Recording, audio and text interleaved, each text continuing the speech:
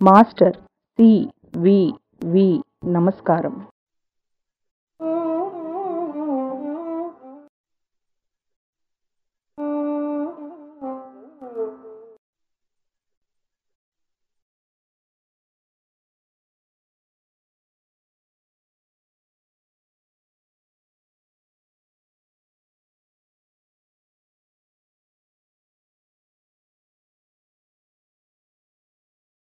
మనకు మనస్సు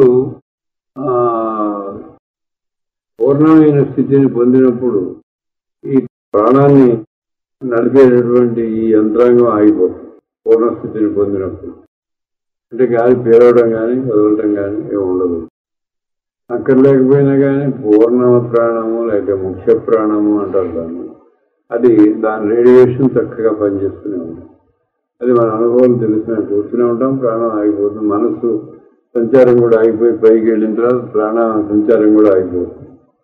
అంటే ఈ వాయువు యొక్క రాకపోకల వల్ల ఆధారపడ్డ ప్రాణం ఆగిపోతుంది. కానీ అసలు ప్రాణం చక్కగానే పనిచేస్తుంది. ఇది అందులో ఉన్నటువంటి ఒక ఈ స్థితిలో ఇట్లా ప్రాణం కొరగొడ్డవాడికి ప్రాణాన్ని అందించడానికి కూడా అప్పుడే సాధ్యం అవుతుంది. ఆ ఉక్కిరి బిక్కిరి ఆక్సిజన్ టెంట్ పెట్టాలనేటువంటి వాడు కూడా వస్తుంటారు మన ప్రేయర్కి. ఆగు అని అంటే ఆగిపోతుంది. మళ్ళీ ప్రాణం సమానంగా నడుస్తుంది. అది ప్రాణాయామం చేసేవాడు రేచకం పూరకం వల్ల పక్కవాడికి ఏమీ రాదు. అవన్నీ దీనిని దాటి మరి పూర్ణ ప్రాణంతో మనకి సంయోగం ఏర్పడ్డప్పుడు మాత్రమే ప్రాణాపాయ స్థితిలో ఉన్నవాడికి ప్రాణశక్తిని అందించడం, మరి ఊపిరి ఆడక సమానమైన స్థితి రాని వాడికి అది వచ్చేటట్టుగా చేయడం, దయాప్రం ఆడని వాడికి దయాప్రం ఆడేటట్టు చేయడం, ఇటువంటి యొక్క విశేషాలన్నీ ఆ కేంద్రం మన అధీనంలో ఉన్నప్పుడే జరుగుతూ ఉంటుంది. ఈ కృత్రిమంగా మనం చేసే ప్రాణాయామ సాధకుడు వల్ల ఆ పక్కవాడికి ఏమి క్షేమం జరిగినట్టుగా మనకి ఎంతవరకు తెలియదు. వాడికే తెలియదు. వాడు కూడా ఎవరు దానివల్ల ఇలా మేము చేయగలదు అని చెప్పడం కూడా లేదు. అది ఈ ప్రాణశక్తి కేంద్రం యొక్క వికాసం. ఇది అసలు మనకి తెలియకుండా జరిగేదే చాలా విశిష్టమైనది.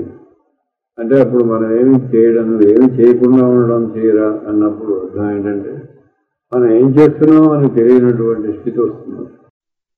మన ద్వారానే నడుస్తుంటుంది. మన ఇన్స్ట్రుమెంట్స్ కానీ మనమే ఇన్స్ట్రుమెంట్గా పనిచేస్తుంటాం. అయితే ఏదో పూచిక పొల్ల కనుక అడ్డం పెడితే ఆ పూచిక పొల్ల ద్వారా ఇవన్నీ నడిచినట్టుగా ఈ ఫిజికల్ ఫారం అడ్డం పెట్టుకుని ఆ పవర్ అప్పుడు యాక్ట్ చేస్తూ ఉంటుంది. అందువల్లే సాధారణంగా ప్రవాడి శాస్త్రులు గారు ఈ శరీరాన్ని ఉపయోగించుకుని పూచిక పొల్ల ఈ పనులన్నీ చేస్తున్నాననేది స్పష్టంగా తెలుస్తుంది. చేస్తున్నది ఆ పూర్ణ ప్రజ్ఞ. కానీ ఈ 150 పౌండ్లు ఉన్నటువంటి ఈ శరీరంగా దానికి సంబంధించిన హార్ట్ లంగ్స్ కానీ దానివల్ల నడుస్తున్నది అనుకునేటువంటి బ్రెయిన్ కానీ కాలం కానీ ఇవి దాని యొక్క ప్రబోధానికి లోబడి అది ఎలా ప్రచోదించితే అంటే బండి ఎట్లా నడిపిస్తే అట్లా నడుస్తుంటాయి ఆ టైంలో.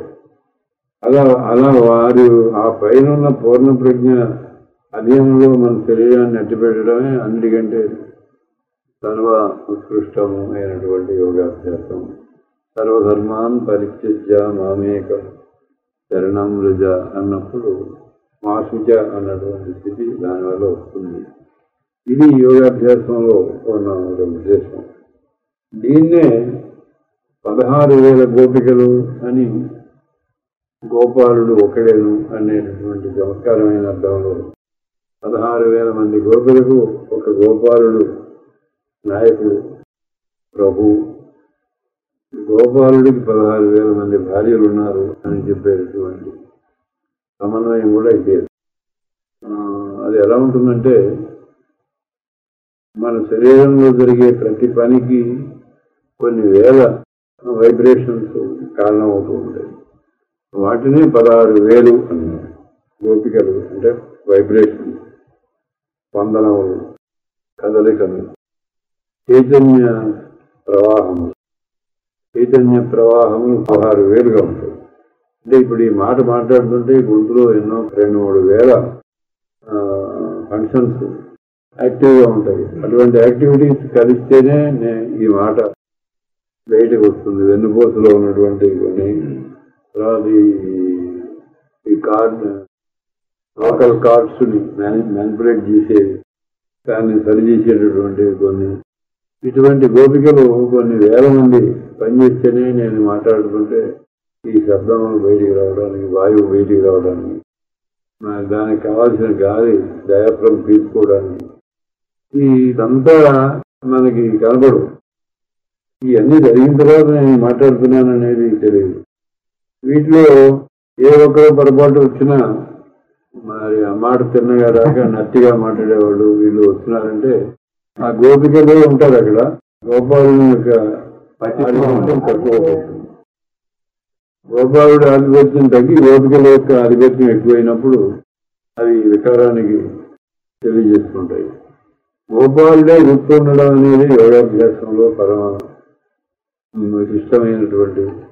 ఎందువల్లంటే లెవర్ గుర్తున్నంతసేపు కానీ, స్టమక్ మనకు గుర్తున్నంతసేపు కానీ, లేకపోతే గొంతు మాట మనం 15 మాటలు మాట్లాడామని వీడికి తెలుస్తుంది అంటే అక్కడ గోపాలుడు లేడు, వాడి ప్రభావం కాదు, ఆ లోకల్గా ఉన్నటువంటి అథారిటీస్ అక్కడ పనిచేస్తున్నాయి. అంటే ఎడగొట్టే వాళ్ళందరూ అక్కడ పనిచేస్తున్నారు. అత్యంత చిన్నగా పనిచేయించేవారు అక్కడ అప్పుడు లేరు అని అర్థం వస్తుంది. అదే 16,000కి ఎన్నో ముద్ద మింగిన తర్వాత ఎన్నో వేల మంది గోపికలు ఆ ముద్దని కరగదీసేవారు, అనలైజ్ చేసేవారు, రక్తంలో పంపించేవారు, ఎంతో మంది పనిచేస్తుంటారు. అయితే ఆయన పూర్ణ అధికారం కింద ఉన్నప్పుడు వారందరూ అక్కడ పనిచేస్తున్నట్టు మనకి గుర్తు తెలియకుండా ఉంటేనే ఆయన ఉన్నాడని అర్థం. ఇది తెలియడం మొదలుపెట్టి మోకాలు ఇట్లా అనాలంటే ఇవన్నీ నొప్పులు పుట్టితే అక్కడ హాస్పిటల్ లేడు అనమాట. మోకాలు నీకు గుర్తున్నంతసేపు అక్కడ గోపాలుని యొక్క ప్రభావం పనిచేయడం లేదు. మరి నీవు గోపాలుని అక్కడ మర్చిపోతున్నావు. పనిచేసేది మోకాలు కానీ గోపాలుడు కాదని అనుకుంటుంటాం. అంటే ఆ పైకి వెళితే అప్పుడు అక్కడ గోపాలుడు ఒక్కడే ఉంటాడు. కాబట్టి ఈ గోపికలను ఎవరిని మనం బతిమాలవలసిన పని కానీ ప్రాధేయపడవలసిన ఈ ఒక శరీరానికి కాదు, ఈ ఏ శరీరంలో ఉన్న గోపికలైనా కూడా అప్పుడు అక్కడి నుంచి చెబితే వింటారు. ఇదేది భాగవతంలో చెప్పినాను. నరకంలో ఇరుక్కుపోయినటువంటి గోపికలను 16,000 మందిని కృష్ణుడు సంప్రదించి తన అధికారంలో తీసుకున్నాడు అని అన్నప్పుడు నరకంలో ఇరుక్కుపోవడం అంటే ఇందాక చెప్పినటువంటి వికారంలో ఇరుక్కుపోయినటువంటి ఈ యాక్టివిటీస్ అన్నిటినీ ఆ ప్రభు స్థానంలో ఉన్నటువంటి వాడు వచ్చినప్పుడు వాడి అధీనం చేసుకుంటాడు. వాడు చేస్తున్నప్పుడు వాడి మోకాళ్ళు తిన్నగా పనిచేస్తాయి, నడుము తిన్నగానే పనిచేస్తుంది, మరి లివర్, స్టమక్ ఒకరేమిటి అందరూ పనిచేస్తారు. దస్తుల దగ్గరికి వెళ్ళకముందు గోపాలుడు పనిచేయడం చేసినటువంటి నా స్థితి ఆయన వచ్చి అక్కడ కూర్చుంటే అప్పుడు లివర్, స్టమక్ ఉన్నట్టు గుర్తు తెలియకపోవడం అనేది వచ్చింది. ఆయన ఒకడే గుర్తుంటాం తప్ప శరీరంలో లివర్ ఉంది, స్టమక్ ఉంది, కన్ను ఉన్నదని ఎప్పుడు గుర్తొస్తుంది? కన్ను మీద మన పెత్తనం లేనప్పుడే గుర్తొస్తుంది. కన్ను మంట పుట్టిందనో ఎప్పుడు గుర్తొస్తుందంటే అక్కడ గోపాలుడు ఉన్నాడనే ప్రజ్ఞ మనలో లోపించినప్పుడు, మనం కంటిన్యూగా బాగు చేయగలను అనే అజ్ఞానం దాని మీద బాగా రూఢమైనప్పుడు గోపికలే ఉంటారు అక్కడ, గోపాలుడు ఉంటాడు. అందువల్ల ఎప్పుడైతే నీకు ఈ శరీరం టోటల్గా నీకు యాబ్సెంట్గా ఉంటుందో అప్పుడు వాడు ప్రజెంట్గా ఉంటాడని అర్థం. ఈ శరీరంలో ఏ భాగమైనా నీకు గుర్తొస్తున్నది అంటే అక్కడ వాడు ఏడు, నీవు ఉన్నావు. నీ చైతన్యం, నీ ప్రభ, నీ యొక్క లిమిటెడ్ సామర్థ్యము పనిచేస్తుంది. మరి ఎక్కడైతే నీకు నీ అవయవాలు నీకు గుర్తుండవో ఆ అవయవం అక్కడ ఉన్నట్టే గుర్తు ఉండదు. చాలా అవయవాలు ఉన్నట్టు మనకు గుర్తే ఉండదు. ఎందుకు గుర్తుండదంటే అది పర్ఫెక్ట్ కండిషన్ లో ఉంటాయి, గోపాలుడి యొక్క ఆజ్ఞ కింద నడుస్తుంటాయి. ఈ 16,000 కూడా అష్టమహిషత్వం వచ్చిన తర్వాత వస్తాయా? దీనికి సంబంధం లేదా? ఇంక్లూడింగ్ అది ఏం సంబంధం లేదు. ఇది చాలా ఫండమెంటల్. ఈ శరీరం నడిచేదానికి అతి ప్రధానమైనటువంటి ఫిజియాలజీలో ఫస్ట్ ఫండమెంటల్ అంటే ఇంకా మొదలు. ఎప్పుడైతే నీకు మనకి ముక్కు ఉందనుకోండి, ముక్కు ఉన్నట్టు గుర్తెట్ట ఉంటుంది. గుర్తుందంటే ఏదో అక్కడ మన పెద్దరం అక్కడ లేదు అని తెలుస్తుంది. అలాగే ఈ శరీరంలో ఉన్నటువంటి అతి సూక్ష్మమైన అవయవములు అతి తీవ్రమైనటువంటి తేజస్సుతో పనిచేస్తుంటాయి. అది అట్లా పనిచేస్తున్నట్టు కూడా మనకు తెలియదు.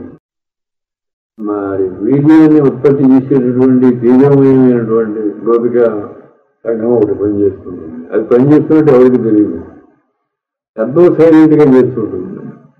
మరి అది ఏదైనా డిఫెక్ట్ వచ్చినప్పుడు మటుకే గోపాలుడు అక్కడ లేడు అనేది మనకి తెలుస్తుంది.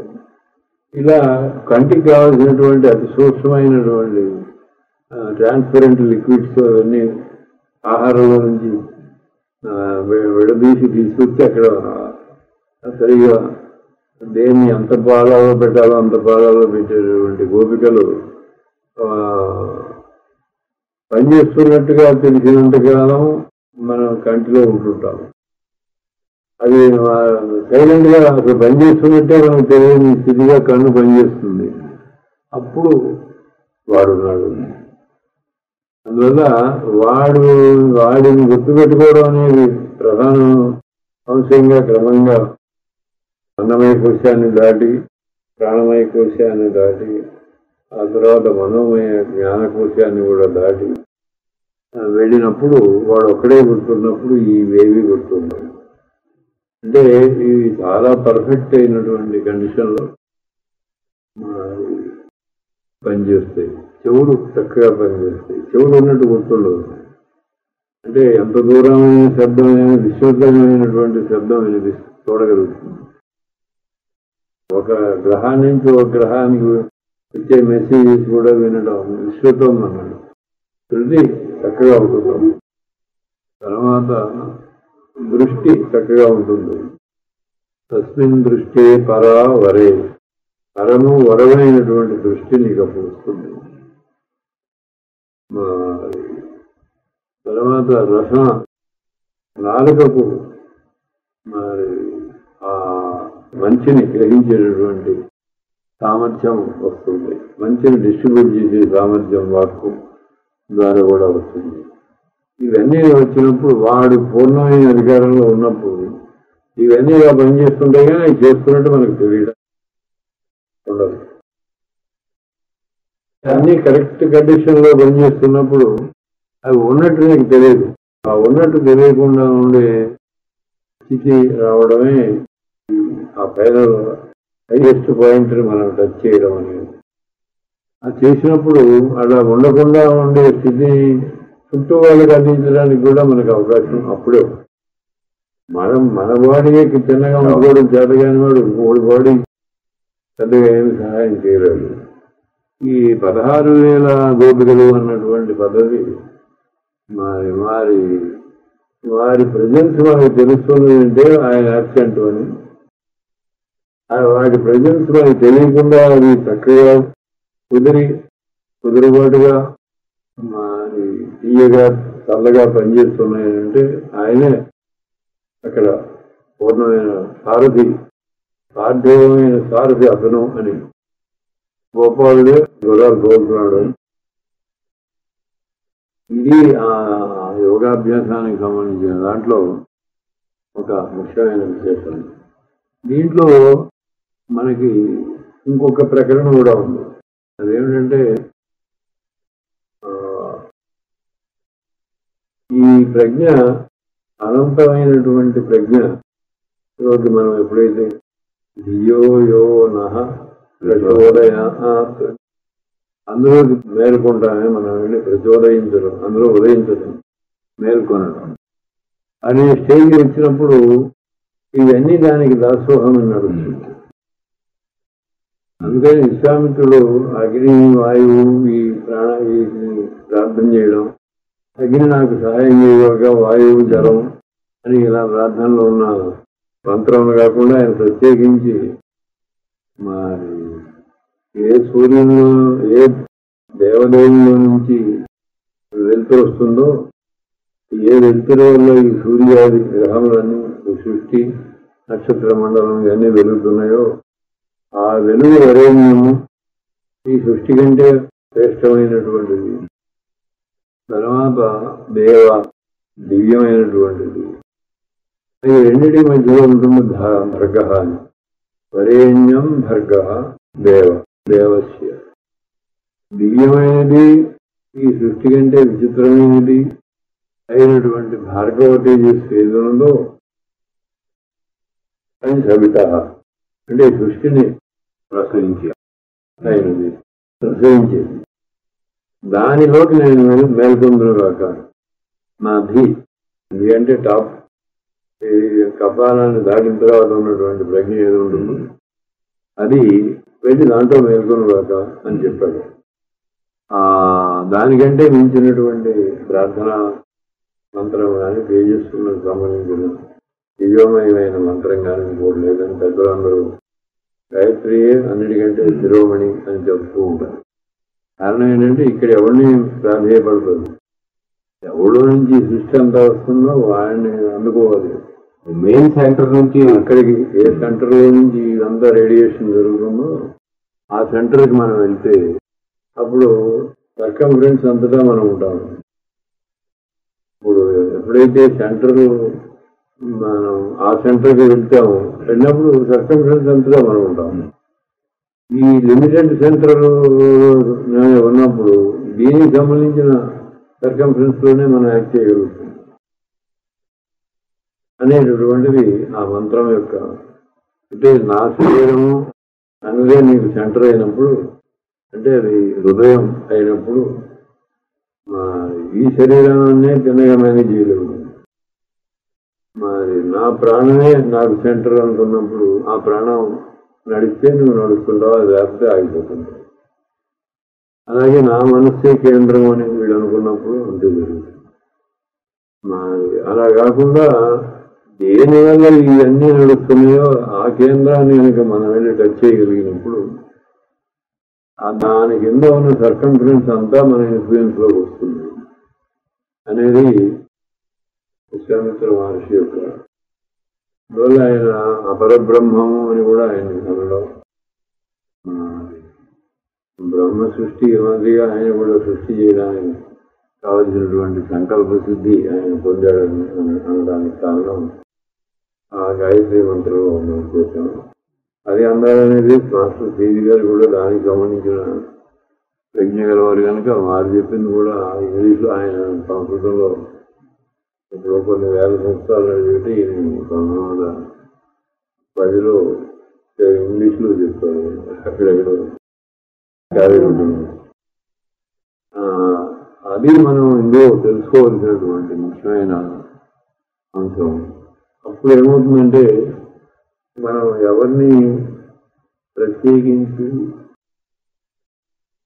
సాధ్యమైన రోగం, అసాధ్యమైన రోగం, లేకపోతే తీక్షణమైనటువంటి రోగం, దీర్ఘకాలికమైనటువంటి రోగం, 4 రకాలు విభాగాల కింద మనస్సు పరివర్తనం పొందుతుంది, పక్కకి నడుస్తుంది. అయ్యో బాబు వాడు చాలా బాధపడుతున్నాడే అనిపిస్తుంది ఈ సాధకుడు. మరి అయ్యో వీడు 5 సంవత్సరాల నుంచి బాధపడుతున్నాడే. డాక్టర్లు అందరూ నయం కాదన్నారు కదా ఈ కేసు, ఇదేదో ప్రత్యేకంగా మనం చూడాలి అనిపిస్తుంది. అజ్ఞానం యొక్క ఈ లక్షణాలు 4 పనిచేస్తుంది. అంటే వాడెవడో వాడు మన బావమరిదా తమ్ముడా అనే అజ్ఞానం తొలగిపోయిన తర్వాత ఉండే అజ్ఞానం. ఆ మొదట అదే ఉంటుంది ఎక్కువగా. మన యోగా మెంబర్ కాబట్టి ఇబ్బంది జాగ్రత్తగా చూడాలనుకోవడం, అదే మన బావమరిది కనుక చూడాలి, అదే మనకు భక్తులు కనుక అనేటువంటి ఈ లిమిట్స్ అన్ని దాటినా వీడు మరి రోగుల అందరినీ సమానంగా ఏకాగ్ర వృత్తిలో చూడడం వచ్చినప్పటికీ రోగములన్నింటినీ ఏకాగ్రమైన వృత్తిలో చూడడం అది రాదు. అది రావడానికి రెండో మెట్టది. అది కూడా ఏకాగ్ర వృత్తే రావాలి. అంటే బాధపడి గిరగిర కొట్టుకుంటున్నాడు నాకు అప్పుడప్పుడు తలకాయ నొప్పి వస్తుంది అన్నవాడిని సమానంగా చూడడం అంటే బండతనమే కదా అని అడిగాను నేను శాస్త్రులుగా. బండతనమే కదా వాడు నొప్పి అది ఒకటి ఇది ఒకటి అంటే బండతనమే కానీ అయ్యో పాపం అనే స్పెషల్ స్థానం ఊర్చి వాడి మీద లేకపోతే మన యోగం ఏమిటి అని అడిగాను నేను. ఇవన్నీ ఒకటిగా చూడరా అని అంటే వాడిని స్పెషల్గా చూడమని ఆయన ఎగిరిపోయాడు అంతకుముందు. అన్నదమ్ముల్ని స్పెషల్ తీసేసావు రైతే ఆ మెట్టి ఎక్కొచ్చావు బాగున్నావు. అయితే రోగులందరినీ సమానంగా చూస్తున్నట్టు కానీ రోగములన్నిటినీ బాధలన్నిటినీ సమానంగా చూడరు. అది ఎట్లా సార్ బండతనం అవుతుంది కదా, అది వాడి గిలగిల ప్రాణం పోతుందని కొట్టుకుంటూ ఉంటాడు. అప్పుడు ఏదో నాకు అప్పుడప్పుడు నొప్పి వస్తాను అంటుంటాడు. ఇద్దరిని సమానంగా చూడమంటావు ఎట్లా అంటే ఇద్దరిని ఇందులో ప్రత్యేకంగా నువ్వు చూసినప్పుడు రాగము రెండవ వాడి మీద ద్వేషం ఆటోమేటిక్ గా వస్తాయి. దాన్ని బాగా ఎక్కువ కొడుతున్నాడు, కలరా వచ్చింది, డేంజర్ ఏమన్నా, అయ్యో పాపం చచ్చిపోతాడేమోనని వాడిని ఎక్కువ శ్రద్ధగా చూడమని ముందు చెప్పింది ఆయనే. చెప్పిన తర్వాత ఇప్పుడేం చెప్పాడంటే అది మానేసేయరా, అసలు అన్నీ మానేసేయన్నా చెప్పింది. అన్నీ మానేయమన్నప్పుడు ఇది కూడా రద్దయిపోయింది. మరి వాడు ప్రాణం పోతుంది కదా సార్, వాడిని స్పెషల్గా చూడమని మీరే చెప్పారు కదా, ఇప్పుడేం అక్కర్లేదంటే వాడిని స్పెషల్గా చూడటం అంటే ఇంకోటి అన్స్పెషల్గా చూడటమే కదా.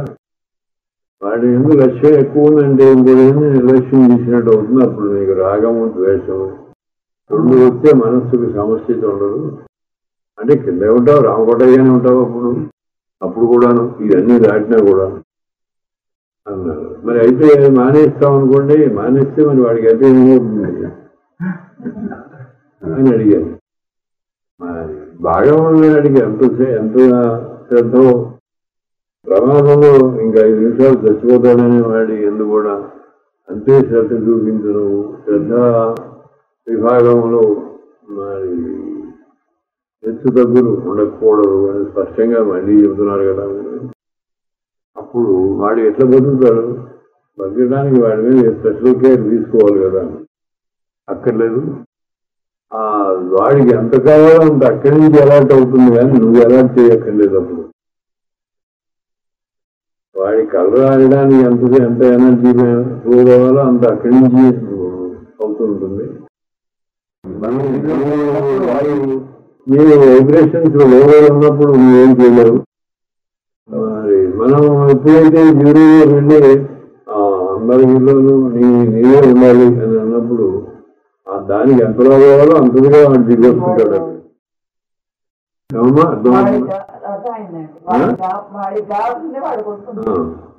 వాడికి ఎంత కావాలో అంతగా వాడు దిగుతుంటాడు అక్కడికి. ఇక్కడికి 1 పాయింట్ సరిపోతే అక్కడ 10 పాయింట్ కావాలి, 10 పాయింట్స్ దిగుతుంటాడు అక్కడ. నువ్వు రెగ్యులేట్ చేయక్కర్లేదు దాన్ని. నువ్వు రెగ్యులేషన్ చేయడం అంటే ఏంటంటే రాగము ద్వేషము రెండు అంటే ప్రిఫరెన్స్ ఉంటుంది, డిస్క్రిమినేషన్ ఉంటుంది. డిస్క్రిమినేషన్ ప్రిఫరెన్స్ రెండు పోవాలి రానికి. అది పోయినప్పుడే న్యూట్రల్ యాక్టివిటీ పనిచేస్తుంది. న్యూట్రల్ అంటే ఏమి లేకపోవడం కాదు, అన్నిటి యందు సమమైన స్థితి ఉంటుంది. సమం బ్రహ్మం అని ఎక్కడ వస్తుంది మంత్రం చెప్పారు, ఆ రోజు చెప్పారు మీరు. నిర్దోషం సమం బ్రహ్మం. నీకు దోషం నీకు ఆపాయం పోడుతూ ఉంటుంది, ఒకరిని బాగు చేయాలి, ఒకరికంటే ముందు వీడిని జాగ్రత్తగా చూడాలి అన్నప్పుడు రాగము ద్వేషము రెండు పనిచేస్తుంటాయి. అదే దోషము అంటే. మరి అంటే నువ్వు అటు ఇటు అటు ఇటు ఊగుతూ ఉంటుంది నీకు. అప్పుడు నిర్దోషమైన స్థితి సమమైన స్థితే బ్రహ్మము. నిర్దోషం సమం బ్రహ్మ. అందువల్ల నీవు నిర్దోషమైనటువంటి స్థితిలో ఉండాలంటే ఏకాగ్ర వృత్తిలో నుంచి నిర్వృత్తిలోకే వెళ్ళాలి. ఏకాగ్ర వృత్తిలో ఉన్నప్పుడు లిమిటెడ్ దోషం ఉంటుంది. అంటే నీకు వచ్చి కూర్చున్నాడు అందరినీ బాగు చేయాలని అంటున్నావు అంటే తక్కిన వాళ్ళందరినీ ఈ అందరూ తమ్ముడు అందరూ నచ్చజేయడంలో రైతు బాగానే ఉంది. అయితే కానీ యోగం కానివారు యోగం తప్పని తిట్టేవారు. మరి అప్పుడు వారి సంగతి అక్కర్లేదు మనకని అంటే దోషం కదా, అది సమయట్ అవుతుందని సమస్థితే రావాలి. ఇంకా ఎప్పుడు వచ్చినా అది వచ్చిందే బ్రహ్మం, కానీ ఇందులో అసమస్థితి ఉన్నంత వరకు విషమస్థితి ఏర్పడుతుంది. అది కాదు అని చెప్పారు శాస్త్రి గారు. చెప్పి నిర్దోషం సమం బ్రహ్మ అనేటటువంటి అభ్యాసాన్ని అప్పుడు ఇచ్చే ఇప్పుడు అది నడుస్తుంది, ఆశ్చర్యకరంగానే నడుస్తుంది. మరి ఇంకా ముందు నెక్స్ట్ ప్రోగ్రామ్ మరి వారు ఏమి ఏర్పాటు చేస్తారో ఏమిటో తెలియడం లేదు. ఎంతసేపు మాట్లాడాం? అయితే ఆ హృత్కమలాన్ని ప్రత్యేకంగా మనం జాగృతం చేయడానికి అవకాశం ఉందా ట్రీట్మెంట్స్ లో? ఎందుకంటే ఒక్కోసారి రెస్పాన్స్ మనకు ఉండటం లేదు. కారణం ఏదన్నా కానీ ప్రత్యేకంగా మనం అది మంది కాదు, మంది కాదనుకోండి, అయినా మనం ప్రత్యేకంగా ఆ కమలం మీద మనం ఏమైనా చేయడానికి వీలుందా? చెప్పలే. ఇప్పుడు చెప్పలేదు, అభ్యాసానికి రాను లేదు. అది ఉన్నట్టు తెలియదు అసలు. మనకి తెలియడం ఆగిపోయింటారు కానీ దాని స్ఫురణ మనకు పనిచేయదు. తెలుసుకున్నంత సేపు అది తెలియదు. అందువల్ల దాన్ని ఏం చేయడం అనేది మనకి సంబంధించిందిగా ఏం కనపడదు. మనకి సంబంధించి మనం చేయడం అని ఆలోచిస్తున్నంతసేపు అది అందదు కదా. ఇది మానేస్తేనే అది అందుతుంది. సో అట్లా ప్రత్యేకంగా ఆ సెంటర్ గురించి మనం దాని గురించి ఆలోచిస్తున్నంతసేపు మనం కిందే ఉంటాం. ఆలోచన కాదు, ఆలోచన ఉన్నంత వరకు అది అందదు. ఆలోచన రహితమైందో అది అన్నిందో ఏం జరిగిందో మళ్ళీ చెప్పడానికి కూడా మనకి పూర్ణ ఉండదు. ఇప్పుడు నడుస్తుంది అది. తర్వాత ఎందుకంటే అప్పుడప్పుడు మనకి ఆ తేడా తెలుస్తూ ఉంటుంది. ఒక్కోసారి రెస్పాన్స్ లేకపోవటం సరిగాను. సరే, అది కారణం ఏదైనా కానీ ప్రత్యేకంగా మనం ఈ దృష్టితో చూసినప్పుడు అలా ఏమన్నా ఆ కనెక్షన్ మళ్ళీ కుదురుతుందా అని? అదేం కుదరదు, అవకాశం లేదు. తెలియటం లేదు. ఎందుకంటే దీనికి దేనికి అది కంట్రోల్ అయ్యేది. అవును, మనం భోజనం చేసాం, కాఫీ తాగాం, అందరూ మంచివాళ్ళని కూర్చున్నాం, అందువల్ల వృత్కమలం బాగా పనిచేస్తుంది అని ఏం చెప్పలేదు. రైల్లో కూర్చున్నాం, గందరగోళంగా ఉన్నాం, అందరూ తెచ్చుకున్నాం, అప్పుడు కూడా బ్రహ్మాండంగా అన్నీ అయిపోతాయి. అందువల్ల అది దాని సొల్యూషన్ మాస్టర్ సివివి గారి యోగానుష్ఠానం యొక్క ప్రతిరూపమే గాయత్రి. మాస్టర్ గారు కూడా మీరు గాయత్రి మంత్రాన్ని జపం చేయవచ్చును అని చెప్పారట. కారణం ఏమిటంటే వీరేమి కోరుతున్నారో గాయత్రి మంత్రం కారుడైనటువంటి విశ్వామిత్ర మహర్షి కూడా అదే అభిప్రాయాన్ని ఆచరణలో పెట్టి చూశాడు ఆయన కూడా. అందులో మొదటిది ఏంటంటే ఓం తత్ సవితు అంటే ప్రసవించేవాడు, ఈ సృష్టిని అంతటినీ ప్రసవించేటటువంటి ప్రసవిత సవిత అంటే ఈ సృష్టికి కర్త అయినటువంటి వాడు. అతని యొక్క వరేణ్యం శ్రేష్టమైనటువంటి భర్గ తేజస్సు, నా భగవాను యొక్క తేజస్సు వరేణ్యం, ఈ సృష్టి కంటే వేరైనది. ఈ సృష్టిని అంతా సృష్టించేది కూడా సృష్టించేదే కానీ సృష్టి కంటే అది వరేణ్యం వేరుగా ఉంటుంది, చాలా విశిష్టంగా ఉంటుంది. వరేణ్యం అయినటువంటి భర్గ తేజస్సు దానికి రెండో లక్షణం ఏమిటంటే రెండో యువతల వైపు దేవస్య అంటే ఈ భూమి వీటికి సంబంధించి మనకి కనిపించే వాటి